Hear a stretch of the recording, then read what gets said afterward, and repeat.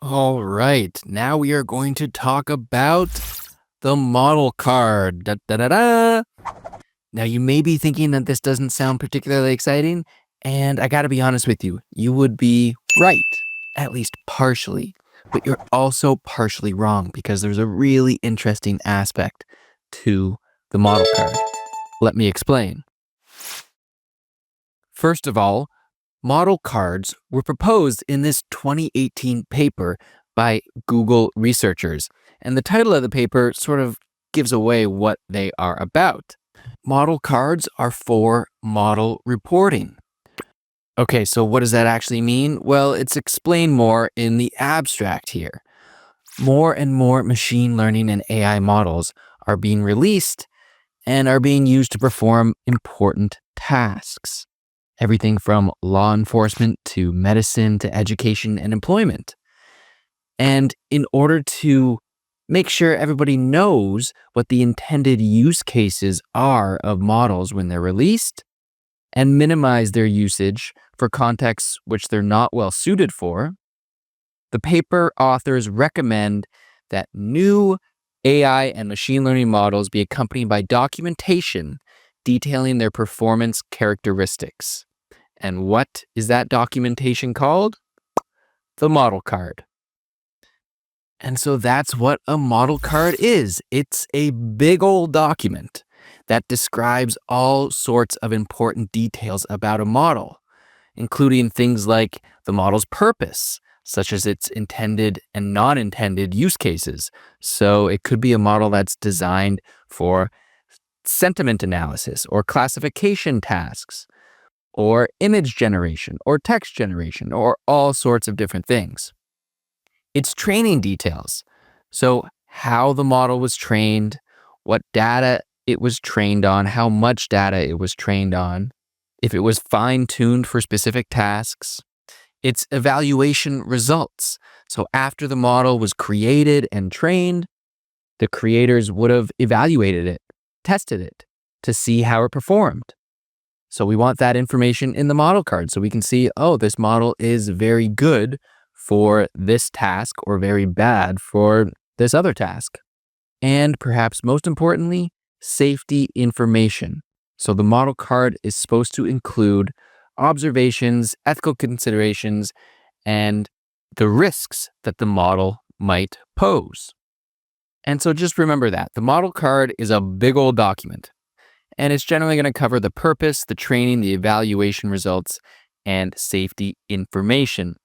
One side point to note here is that it would be lovely, in my opinion, if the model creators also included information about the model's architecture in the model card. So for generative AI models, that would be things like the number of parameters it has, the number of layers it has, how many tokens it can take in its context window, how many tokens it was trained with. But unfortunately, because there's so much competition, that sort of information is generally not included in the model card by these creators. Instead, they keep that information private. But that's okay. The model card still includes a lot of useful and interesting information about these AI models. But that's not all I want you to know about the model card. Remember, I said if you thought it was pretty boring, you were partially right. A big old document isn't that exciting. So that's kind of the boring part. So let's turn to the more interesting part now. And to do that, we're going to introduce another edition of seemingly off topic but strangely interesting stories that you think aren't relevant to AI, but then I bring it all together in the end. Okay, I feel like I do this sometimes, right? I dive into a story about astronomy or quantum mechanics or psychology or biology or economics. The intention with these is always to teach you something interesting, but also help make this information stand out to you a little bit better because you're going to remember it when it's a story, right? So all I ask with you is that you bear with me for the next 60 seconds or so. And I promise I'm going to bring it all together in the end to make it relevant to AI. And in this case, my seemingly off topic but strangely interesting story that you think isn't relevant to AI, but then I bring it all together in the end, is about a company you might have heard of called Enron. Enron was a massive American energy commodities and services company. It had over 20,000 employees and at its peak was worth over $60 billion. But that's not why it's famous. It's famous because it's also one of the biggest collapses in US history. When in 2001, it declared bankruptcy due to a massive accounting fraud scheme perpetrated by the executives of the company.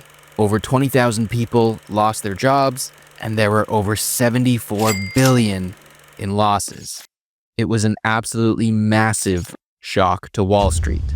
Now, the details of this bankruptcy and the uncovering of the massive accounting fraud scheme, I'll leave to you to search up on Wikipedia or to ask your AI model to explain to you.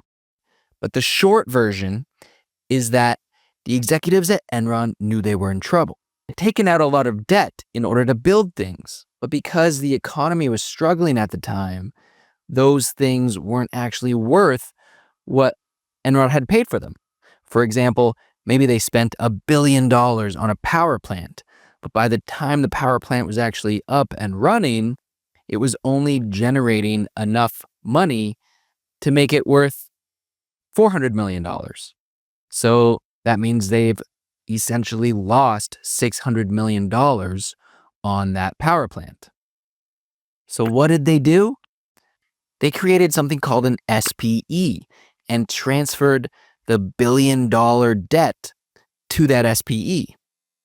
And then they created another SPE and did it again. And then another and another. And every time they did this, they were essentially hiding $1 billion of debt because it made it look like on their financial statements and in their annual report that the company was doing well. It was making lots of money and it didn't have lots of debt. But in fact, that was a lie. But the key for you to understand is that the devil is always in the details. And this is where we're going to start bringing it back to the model card. In Enron's annual report from the year 2000, which was released almost a year before the bankruptcy, if someone had a keen eye while reading this, they would have been able to pick up some interesting details. So there's lots of good stuff here. Lots of smiling faces and lots of talk about how great Enron's business is. However, if you go deep into Enron's annual report here, you see this statement under related party transactions. You see this paragraph. In 2000 and 1999, Enron entered into transactions with limited partnerships whose general partner's managing member is a senior officer of Enron. The limited partners of the related party are unrelated to Enron. Management believes that the terms of the transactions with the related party were reasonable compared to those which could have been negotiated with unrelated third parties. So what in the world are they talking about here? They're talking about the SPEs. This is what some of the executives claimed as their defense when they were criminally charged. They said, well, we weren't hiding the fact that we were putting these billions of dollars in SPEs so that it would be off our balance sheet. We actually disclosed it in filings like this 2000 annual report and in statements like the one highlighted right here. In short, they were saying, we told you about the risks in our annual report. And ready? It's time to bring it all around now. AI companies do the same thing with their model cards. They disclose all sorts of really interesting information and really scary risks about their AI models, including the models trying to escape or lying to humans and trying to hide it. And right now, that might sound a little benign. Okay, so a model tried to lie to a human. Well, as these models are getting better and better and better, their risks are getting greater and greater and greater. And those risks are and will be discussed in the model card for those models. Not always in clear language.